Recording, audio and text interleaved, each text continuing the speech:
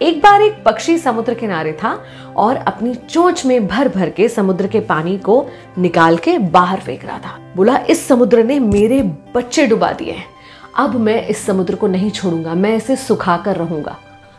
दूसरे पक्षी को उसकी बात पर हंसी आई। बोले, तुम खुद को देखो और इस समुद्र को देखो, इतने से हो तुम इतने बड़े समुद्र को सुखा भी सकते हो? ये संभव नहीं है मेरे भाई, अपना समय मत बर्बाद करो। तो उस पक्षी ने कहा कि देखो, मैं क्या करूं या ना करूं उस पर मुझे सलाह नहीं चाहिए, अगर कुछ दे सकते हो तो मेरा साथ दो, वरना यहां से जाओ। उस पक्षी को लगा कि नहीं यार, अपने दोस्त का साथ देना चाहिए। वो भी आ गया, वो भी चोंच में भर के समुद्र का पानी निकालने लगा और बाहर फेंकने लगा।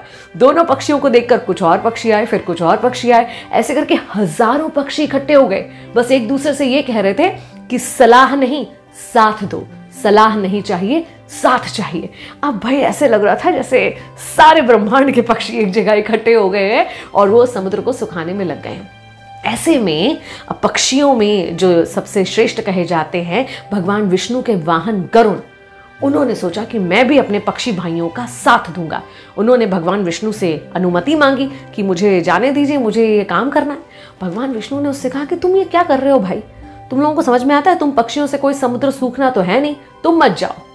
तो गरुड़ ने तो भगवान विष्णु से ही कह दिया कि भगवान, सलाह नहीं, साथ चाहिए। फिर क्या था, अपने वाहन गरुड़ का साथ देने खुद भगवान विष्णु आ गए और बोले कि बस अब तो ये समुद्र में सुखाऊंगा। अब जब स्वयं भगवान आ गए तो समुद्र बहुत डर गया, उसे लगा अब तो मैं नहीं बच पाऊंगा, भगवान खुद आ गए मुझे सुखाने के लिए। तो उसने तुरंत उस पक्षी के बच्चे वापस कर दिए जो समुद्र में डूब गए थे। इसे कहते हैं एक साथ जुट जाने की ताकत।